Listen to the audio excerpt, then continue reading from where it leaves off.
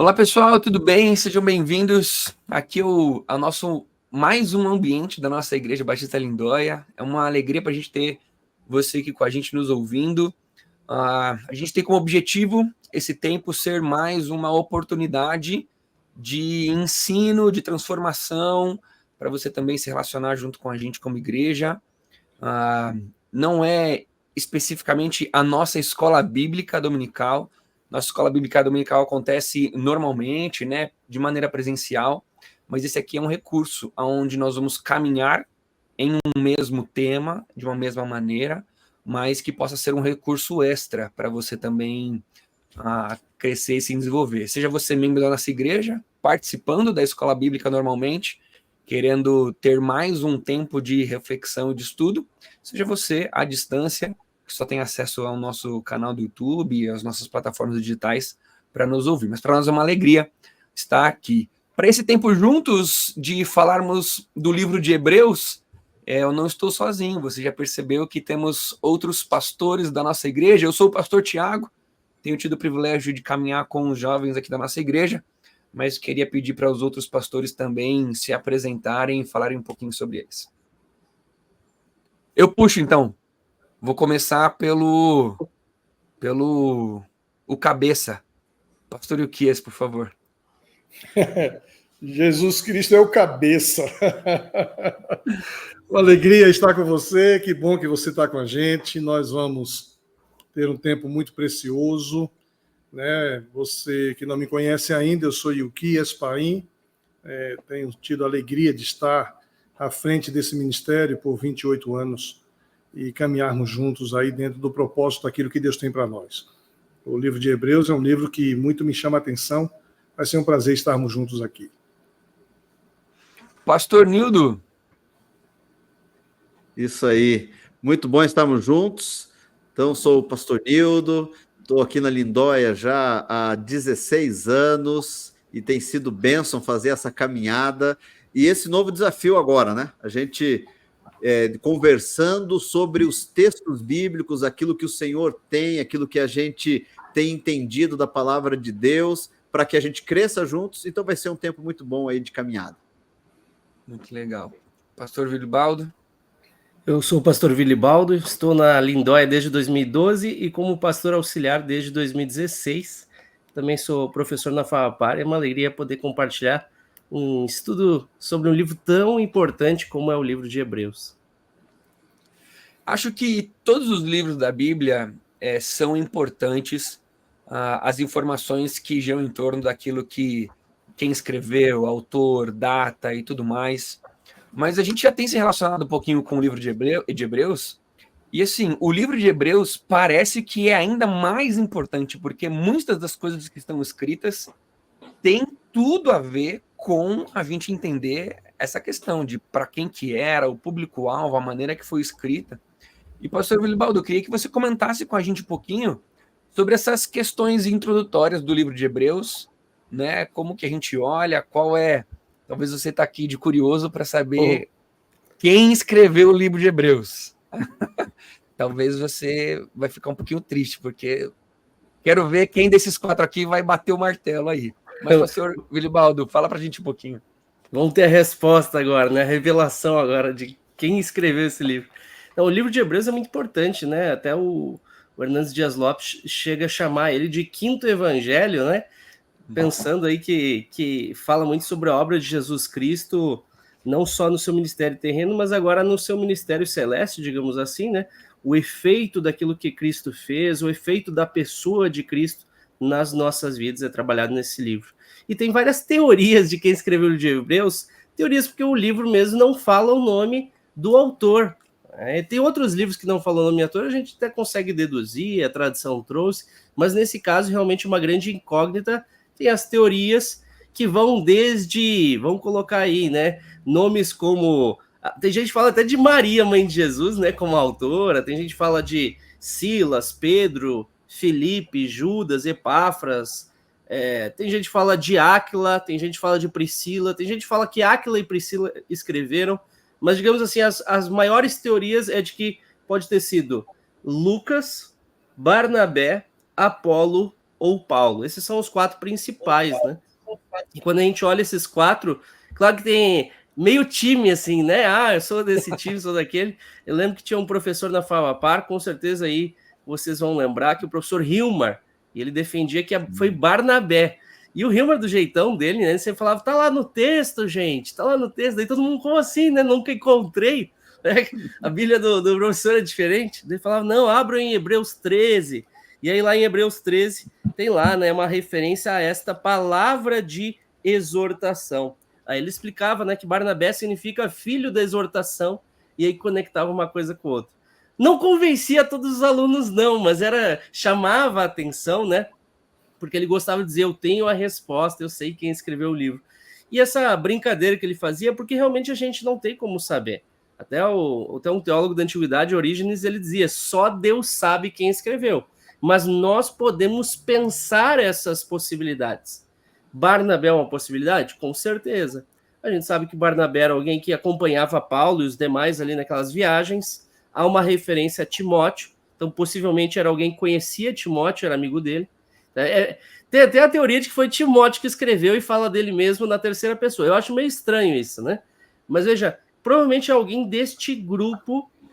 Tem gente que fala do próprio Paulo, mas quando a gente vê a linguagem do livro de Hebreus, é uma linguagem um pouco diferente. É muito mais parecido o grego com o evangelho de Lucas e o grego de Atos também, ao ponto de alguém, que foi Clemente de Alexandria, que ele defendeu que Paulo escreveu, ele disse, Paulo escreveu, mas foi traduzido por Lucas. Então o grego teria sido feito ali por Lucas e isso explicaria. Mas essas teorias são muito interessantes da gente ver, né? É normal a gente pensar em Paulo, porque Paulo escreveu tantas cartas, né? Então seria mais uma dele. Mas é interessante da gente pensar para além de Paulo. E eu lembro que o pastor Nildo é do meu time aí de Apolo, né, pastor?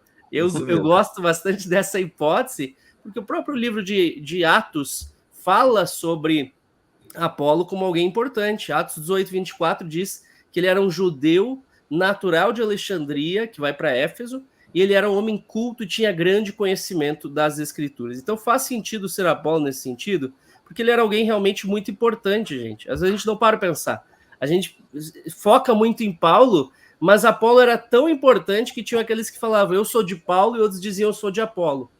Então ele era uma figura teológica relevante no seu tempo, e por isso faz sentido ele ter deixado esse legado com uma obra tão profunda teologicamente falando. Agora, dá para dizer que foi ele que escreveu? Aí a gente não consegue. Ele não consegue afirmar com certeza não, né? Até... Perdão, pode falar? Não, continua. Eu quero pedir para ir pelo menos um... Ninguém precisa explicar teologicamente tão bonito igual o pastor Vilibaldo, mas assim, e aí? Todo mundo fica com Apolo? Alguém vai dar uma discordadinha? Dá para pensar. O Paulo é uma possibilidade também, né? Até conversando com o pastor Gus, que é uma grande referência que a gente tem na teologia, né? Pastor Gus, eu cheguei nele e falei assim, pastor, foi ou não foi Paulo? Porque às vezes eu desconfio, né? E ele falou, olha, irmão, às vezes eu começo a ler o livro e falo, foi Paulo. Às vezes eu continuo e falo, não foi Paulo. E não tem como a gente saber, né? Então, e veja, eu perguntei para o Gus, porque ele é um conhecedor das línguas originais, é alguém que estuda direto no grego, né? Mas mesmo ele não tem essa plena certeza. E até ele me comentou que estava num projeto, que os organizadores do projeto chegaram para ele e falaram, bom, a gente vai dizer que Paulo escreveu Hebreus para ficar mais fácil, tá? Aí ele falou, olha, eu não concordo com isso, não. Né? O estudo bíblico, nem sempre a gente tem que ir pelo caminho mais fácil. Pode ser mais fácil, mas a gente precisa também preservar aquilo que é o desconhecimento. E nesse caso, nós temos um desconhecimento do autor. Talvez isso tenha tido uma razão, né? Deus não permitiu que o conhecimento do autor chegasse até nós, então a gente pode conjecturar, mas não bater o martelo. E nem de ficar tão claro, né, pastor Vilibaldo? Por exemplo, Lamentações de Jeremias. A gente também não tem o autor ali como sendo Jeremias, mas os pais da igreja e a maneira como foi escrita, assim, a gente chega muito próximo de poder dizer que é Lamentações do profeta Jeremias. Com Hebreus, existem muitas possibilidades mesmo, né? Não seria, assim, muito sábio cravarmos um autor como nós podemos cravar o autor de outros textos bíblicos, né? É diferente dos evangelhos, né? Os evangelhos também não fazem essas menções, né? O evangelho de João diz que é o discípulo amado, não diz é João.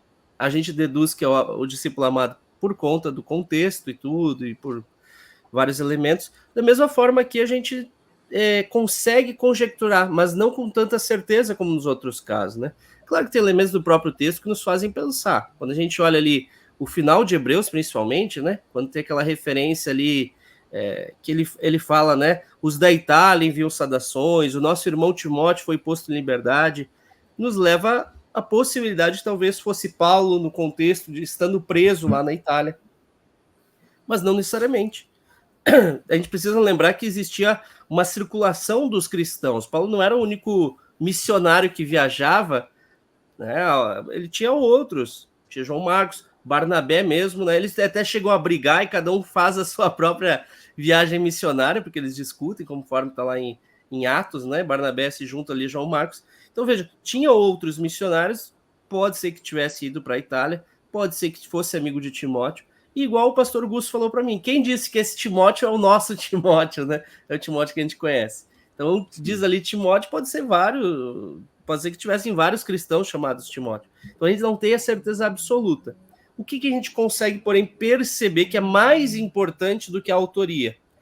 É o destinatário, que são cristãos de origem judaica. São cristãos que tiveram uma formação judaica, tiveram um ensino no Antigo Testamento, e que talvez tivessem agora perguntas, pensando assim, puxa, mas como é que ficam essas coisas do Antigo Testamento agora que a gente crê em Jesus Cristo?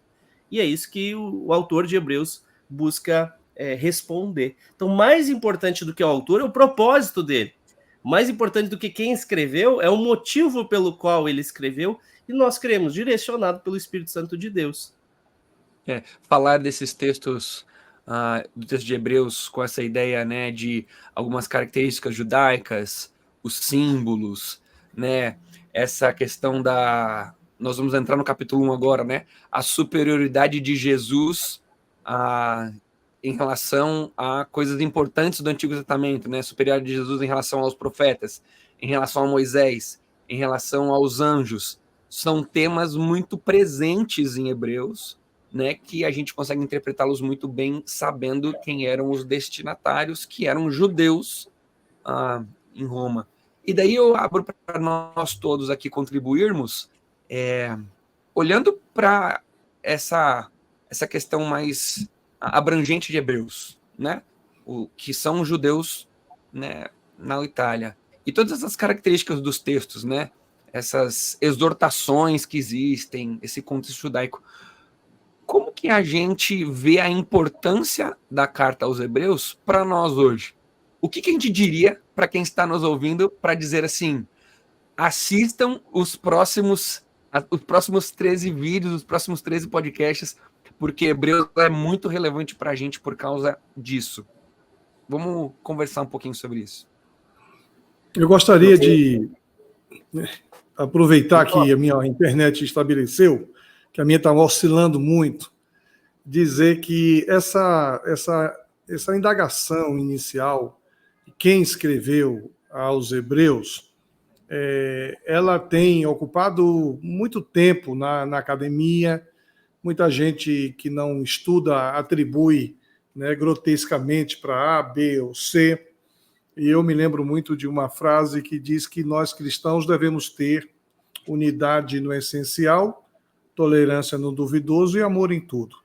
Quando a gente tem dúvida de quem é o autor, né, eu, de maneira muito pessoal, não ocupo nem muita reflexão nisso, porque o mais importante para mim do que quem escreveu a carta é exatamente a revelação da carta, a revelação de Deus, né? Quando o versículo 1 vai dizendo que Deus falou de muitas maneiras, de várias formas, a nós nos falou nos últimos dias pelo Filho.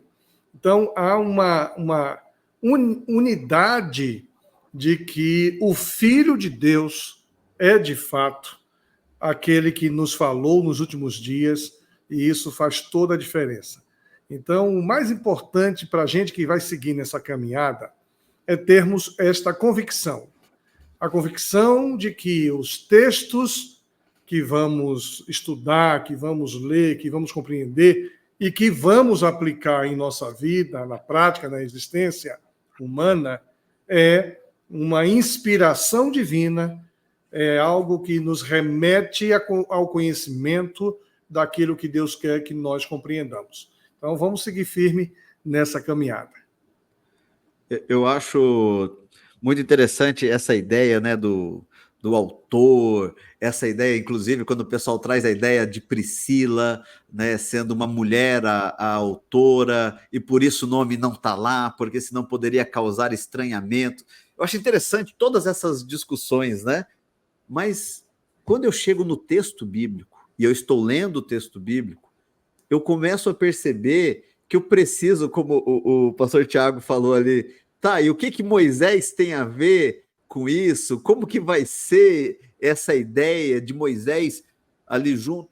Porque o Antigo Testamento, ele vai vir com força no livro de Hebreus.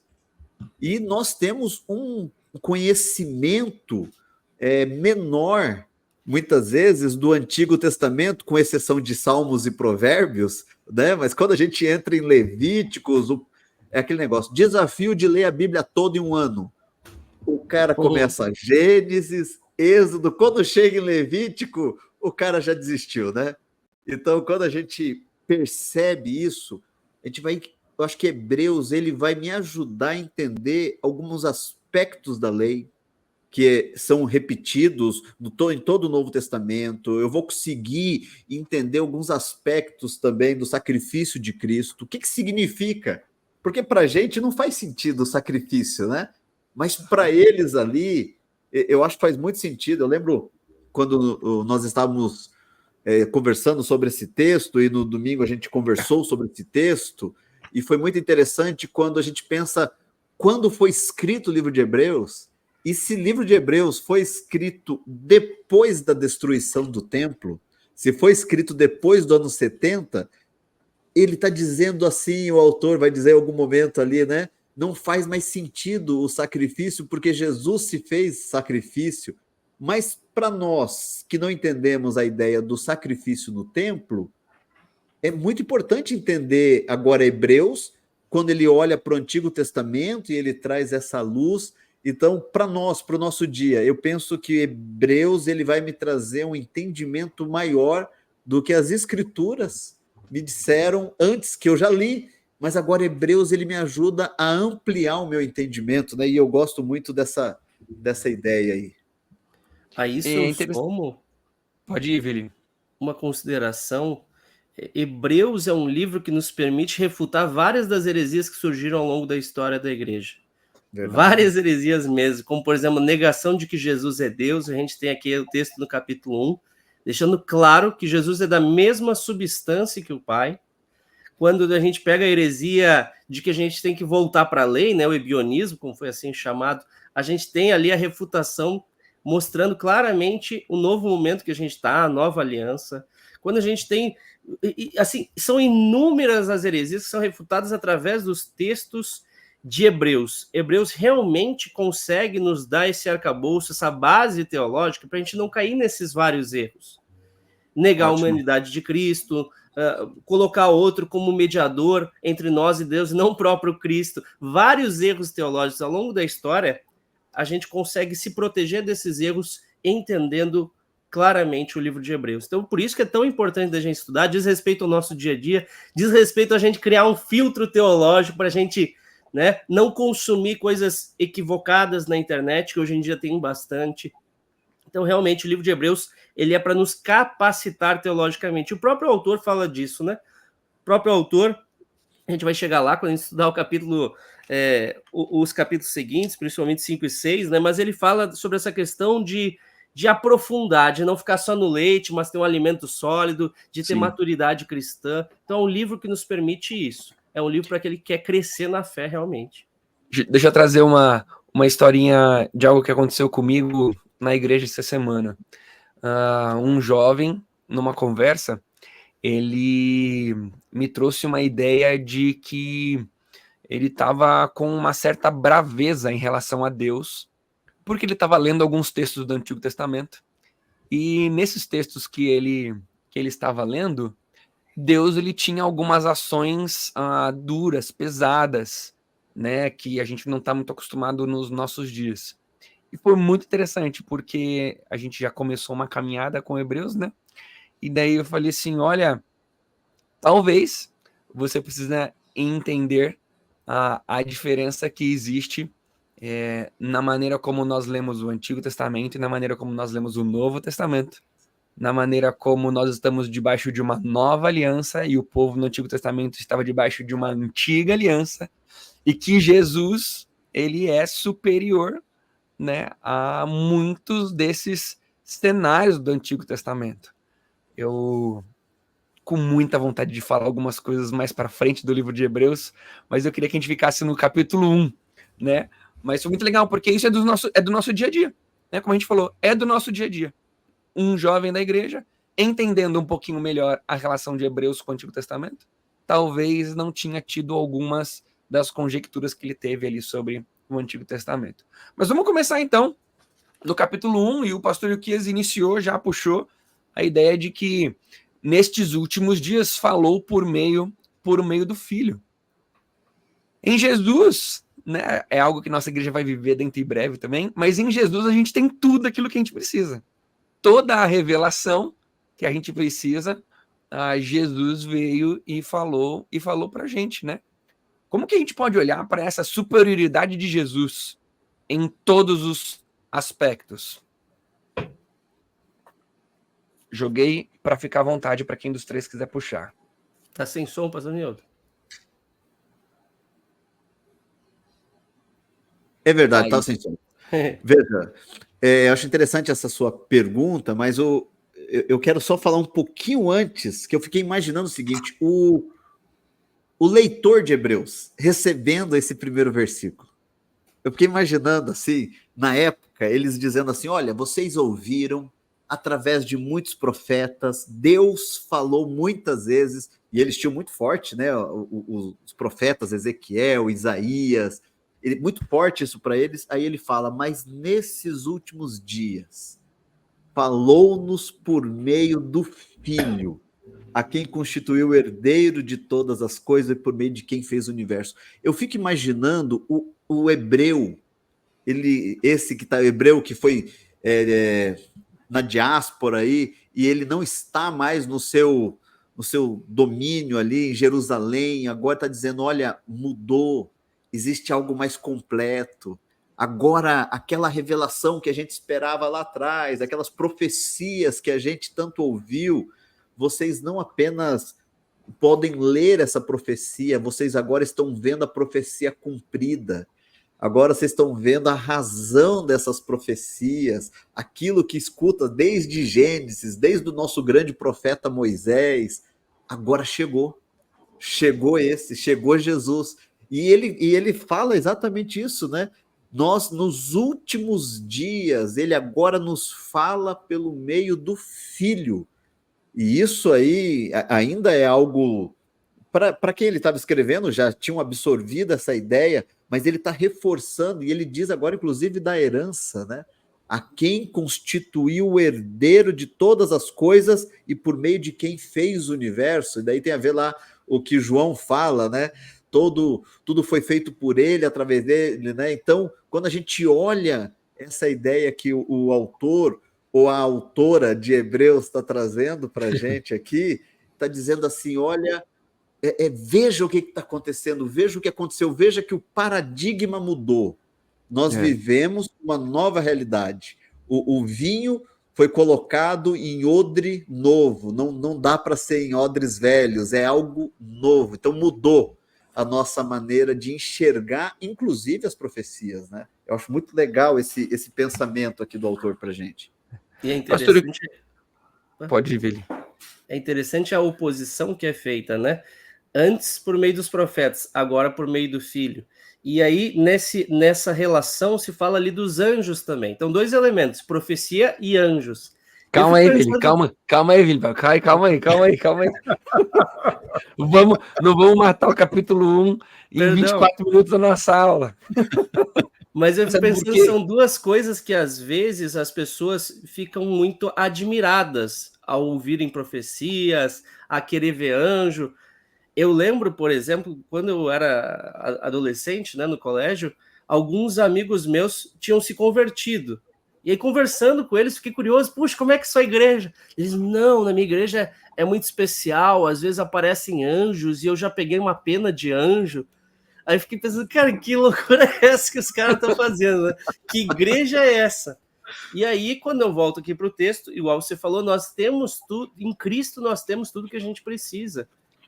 E aí a gente fica vendo igrejas que têm buscado mais profecias, buscado anjos, buscado um monte de coisa, quando a gente já tem o que a gente precisa. O foco precisa estar em Jesus Cristo. Mas, perdão, não quero jogar a gente para baixo do texto.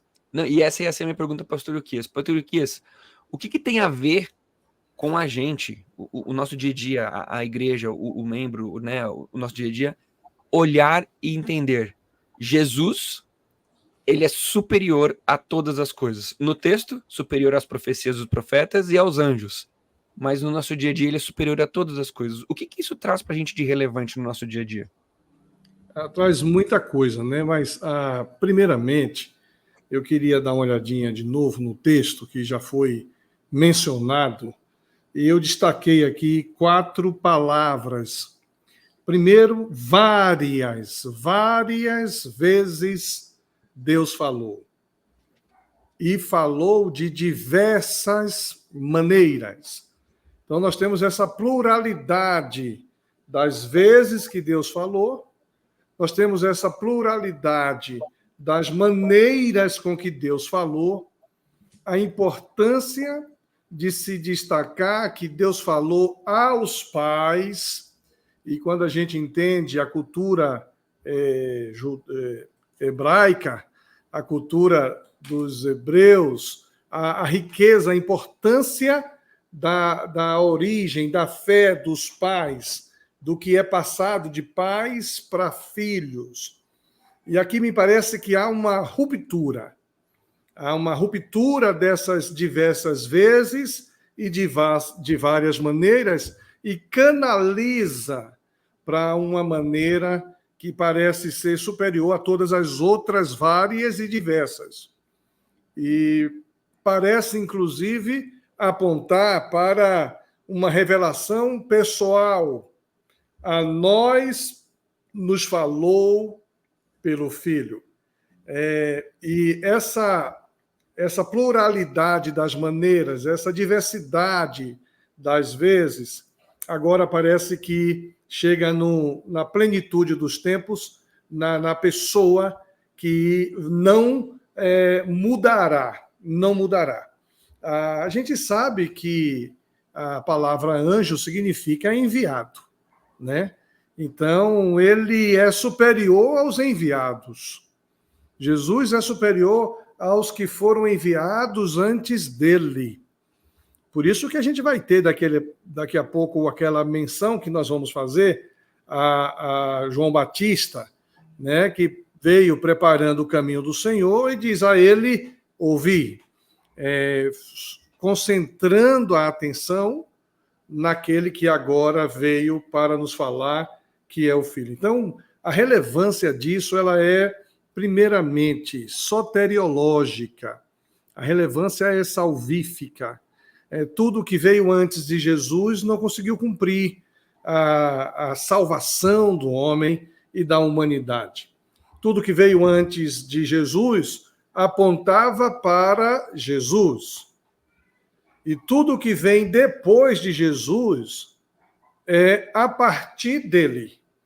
Então, quando eu faço menção à plenitude dos tempos, que era uma profecia que se cumpriu em Jesus, o autor aos Hebreus, ele tenta concentrar em Cristo Jesus, autor e consumador da nossa fé, o que Hebreus vai dizer que é o sumo sacerdote. Agora, uma coisa me fez pensar aqui, eu queria dividir com vocês, né? no texto há uma referência aos pais.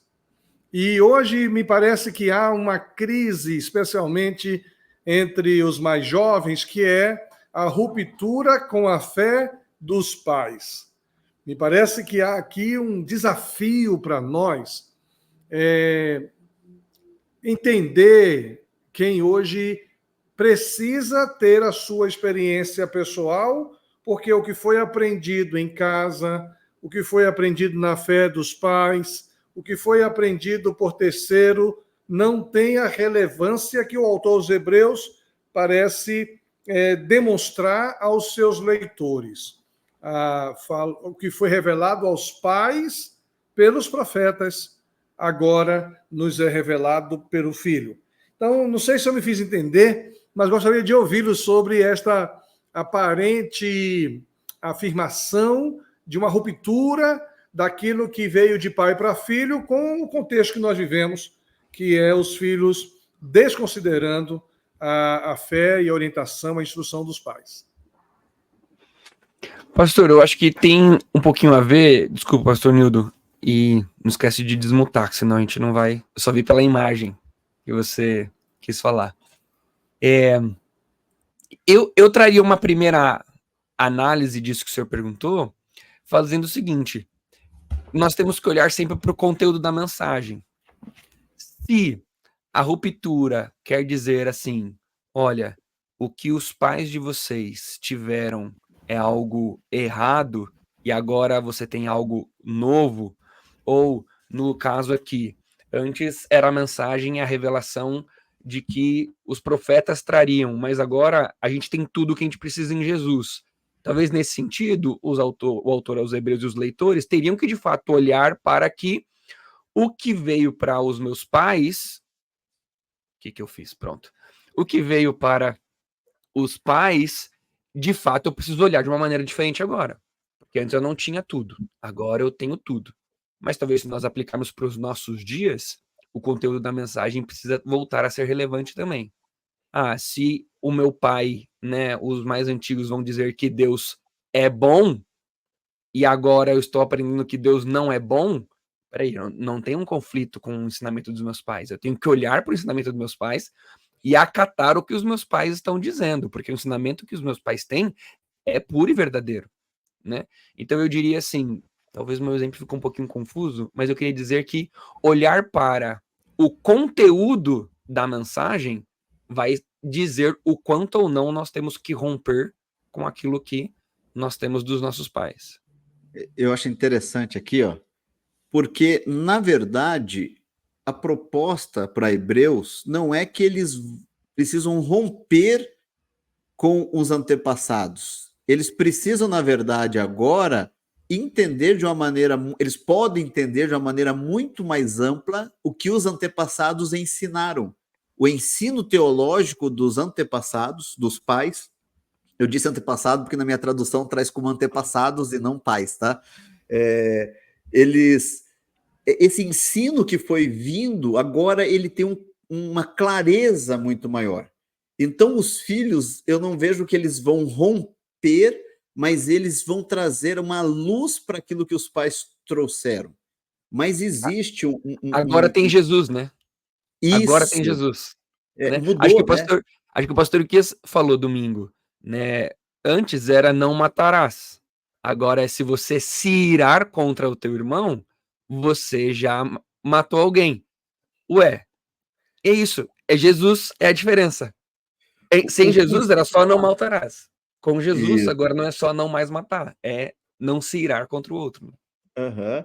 E é legal essa ideia assim, desse princípio que aumenta, né? Porque o filho, normalmente, ele vai romper com os pais, né, em algumas questões, porque ele vai ter a fé na fé, né? Eu tenho a fé na fé da minha mãe, então eu chego para minha mãe e falo assim, mãe, ora por mim, eu vou lá fazer aquela entrevista de emprego, e às vezes eu não oro por mim, né? Às vezes eu confio na oração da minha mãe, eu confio na oração do meu pai, e é legal, eu preciso confiar na oração deles, não existe problema.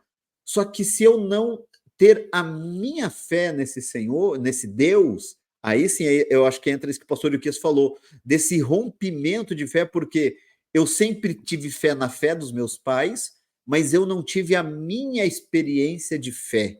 E se eu não tiver a minha experiência de fé, o que os antepassados me ensinaram não fará sentido e não virá luz sobre aquilo que eles ensinaram. Então, Jesus vai ser um feriado da Páscoa lá, que tem um filme que passa na sessão da tarde, nem sei se tem sessão da tarde hoje em dia, né? Mas é algo que eu vou ver no canal de streaming, que vai estar lá entre os mais 10, vai ser o The Chosen, que está na moda, vai ser isso, porque eu não tenho a minha fé, né? E essa fé eu acho que ela precisa vir, né, no Filho que foi nos revelado agora, né?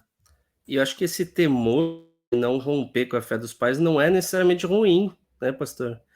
E talvez fosse o temor dos hebreus aqui nessa época, né? Puxa, será que ele não está indo longe dos nossos antepassados? E aí o autor destaca, não, houveram sim as revelações, mas agora a gente tem uma revelação que dá continuidade e traz nova luz a tudo aquilo que foi apresentado. Então esse temor não é ruim, porque é um respeito, né, com a fé dos nossos antepassados, mas que nos lembra que existe um essencial naquilo que se acredita. Eu fico pensando, Moisés, se tivesse tido oportunidade, né, de conhecer Jesus Cristo tal como a gente conhece, não teria negado essa fé, cremos assim, né? Então é uma continuidade da fé que vem dos antepassados dos hebreus, e que estes hebreus que se convertem ao cristianismo não estão negando a fé dos seus pais, mas estão agora trazendo nova luz a essa fé, né? Então, uma reflexão bem importante que a gente tem feito, né? Embora Pedro tenha visto esse Jesus e tenha negado, né? Pastor, o que está mutado o seu microfone. Eu penso que vocês foram muito assertivos quando vocês fazem exatamente a conexão. Aqui em Jesus há uma conexão da fé dos nossos antepassados, da fé dos nossos pais, porque há uma necessidade de perseverança na fé. A gente sabe que um dos objetivos da carta aos Hebreus é exatamente estimular a perseverança na fé.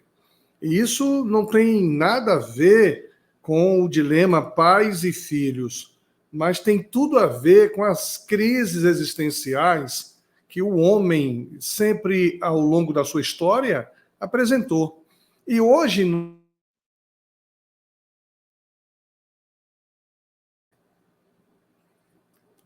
eu acho que deu uma caidinha aqui, né?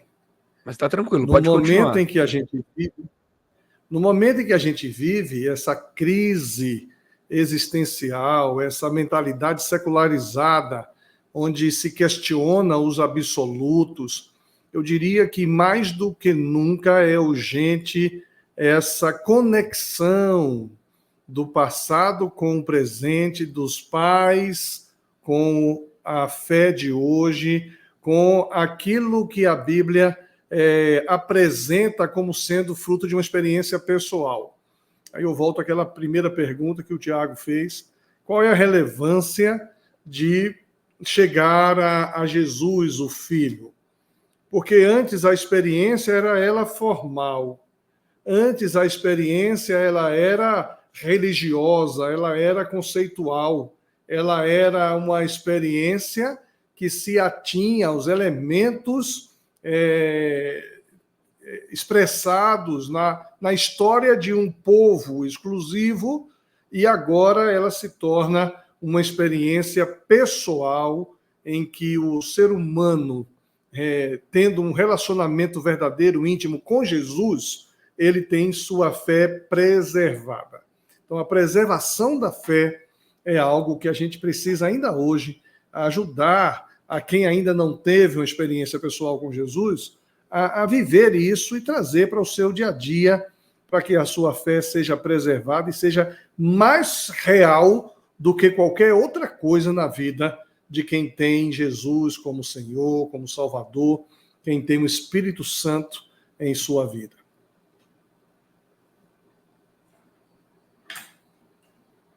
Eu grifei aqui algumas sentenças que vêm logo após mas nesses últimos dias falou por meio do Filho, né? Até um material que a gente tem de apoio para nós, ele também faz esse destaque.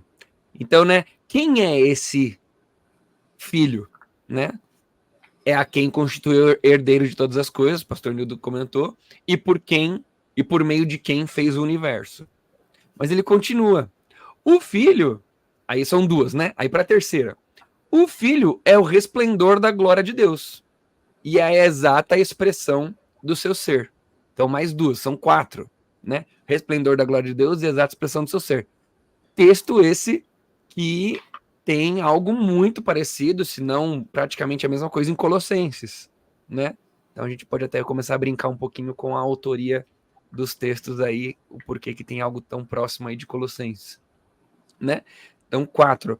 A quinta, sustentando todas as coisas por sua palavra poderosa. Daí a sexta, depois de ter realizado a purificação dos pecados. Sétima, ele se assentou à direita da majestade nas alturas. E a oitava, ele tornando-se tão superior aos anjos quanto o nome que herdou é superior deles.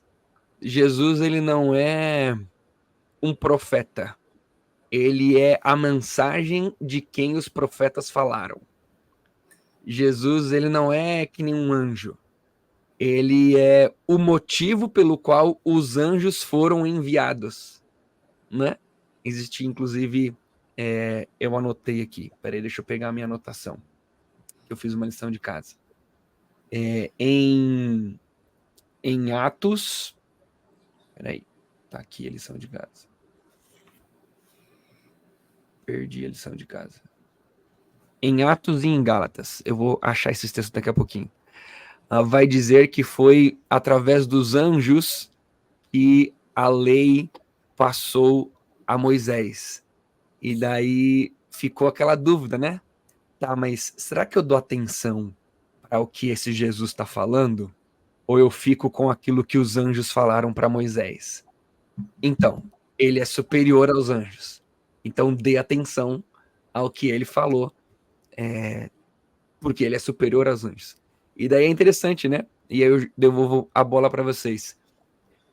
O autor, no primeiro capítulo, ele vai usar daí 1, 2, 3, 4, 5, 6, 7 citações do Antigo Testamento para provar que Jesus é superior aos anjos, né?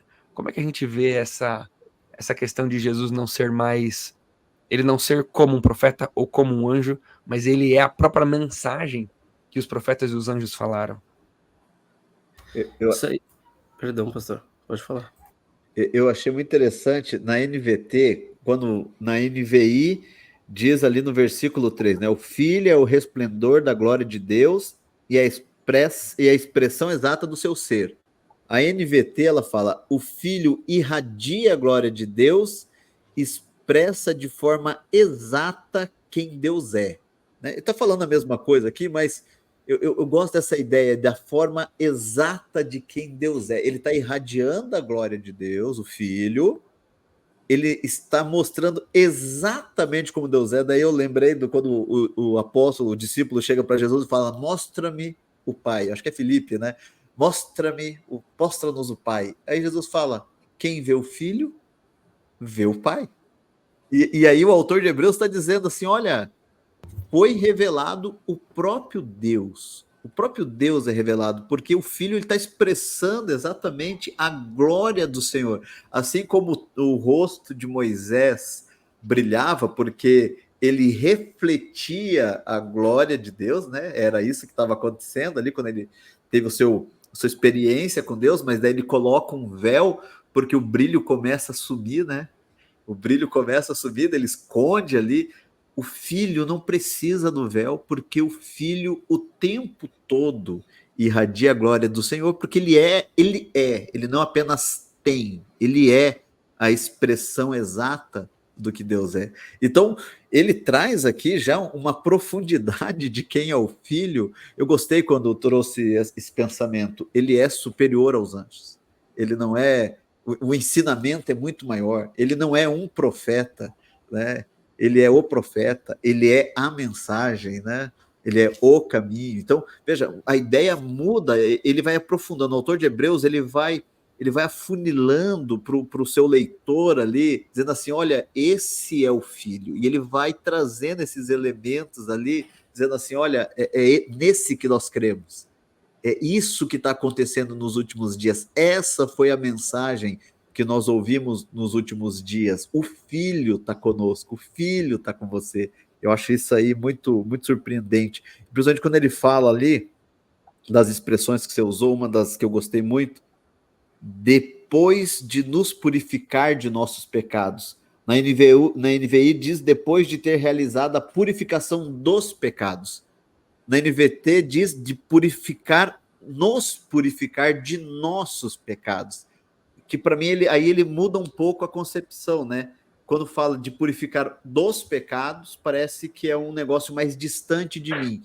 Quando eu leio que ele purificou dos meus pecados, eu me aproprio, né, dessa ação de Jesus. Ele me purificou. E isso muda tudo, porque agora eu tenho o sacrifício perfeito. Ah, não, eu estou adiantando a aula, desculpa. Olha quem ele é e olha o que ele fez, né? Isso. É o herdeiro, por meio de quem foi feito o universo, ele é o resplendor da glória de Deus, ele é a exata expressão do seu ser. Aí o que ele fez? Ele sustenta todas as coisas por conta da tua palavra, ele purifica dos pecados, ele se senta na majestade nas alturas e ele se torna superior ao nome que herdou, superior a eles. O pastor Vili tá com a palavra na ponta da língua. Não, que eu lembrei também dessa questão da glória, eu gosto de pensar em Moisés, né, quando ele irradia a glória de Deus, e aqui a gente lembra, você fez a referência Colossenses, Gálatas, aqui tem a referência em 2 Coríntios 3, quando se fala da glória da nova aliança, né, Moisés com o véu, e agora a gente tem Cristo que nos mostra realmente a glória de Deus de forma plena. Então essa ideia está presente aqui em Hebreus, mais uma razão que alguns vão conduzir na ideia de que Paulo escreveu, mas assim, não precisa necessariamente ser Paulo, estamos falando do Evangelho, estamos falando de uma unidade de todas as Escrituras, porque todas as Escrituras apontam para Cristo, e é isso que o autor de Hebreus quer nos mostrar. Ele é a mensagem a ser proclamada. E eu lembrei também, né, de Lucas, que tem aquele episódio da viúva de Naim, a viúva da cidade de Naim, que tem um filho só, que vem a morrer, e Jesus vai lá e ressuscita, e aí o povo declara duas coisas, né? Primeiro, temos um profeta entre nós, e depois falam, o próprio Deus interveio em favor do seu povo. Então é isso, Jesus é o profeta, mas ele é a presença de Deus no nosso meio e a própria mensagem de Deus para nós também. Ele é o profeta, mas é também a mensagem anunciada. E isso é maravilhoso, porque assim a gente tem a plenitude da revelação do nosso Deus. O texto que eu tinha falado é Gálatas 3,19 e Atos 7,53, que são textos que vão falar sobre os anjos terem sido proclamadores da lei para Moisés.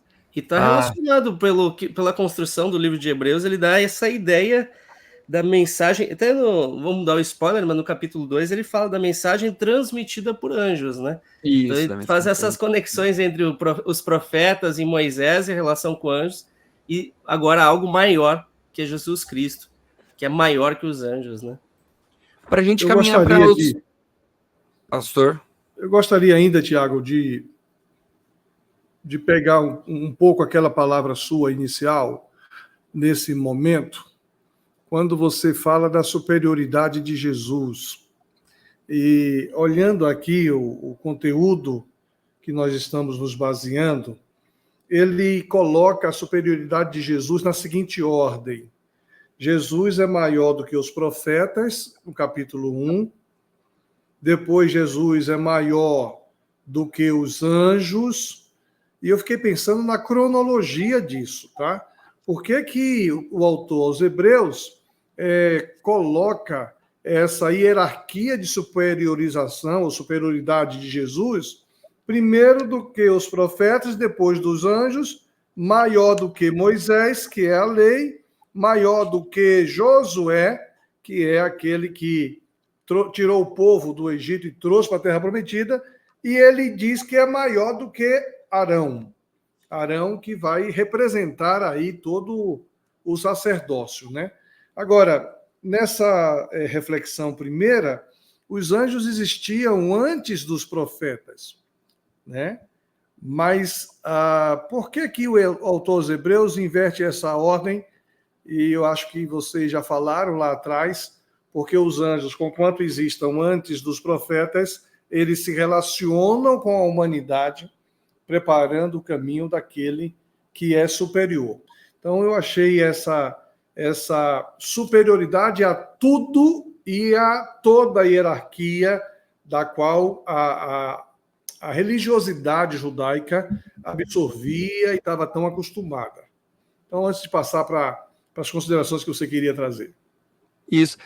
Eu queria que a gente, né, propor aqui o final do nosso tempo juntos, que a gente pudesse trazer alguns exemplos bem práticos, né? Porque o leitor de Hebreus, ele está lendo e está entendendo, olha, Jesus ele é superior aos profetas, Jesus é superior aos anjos.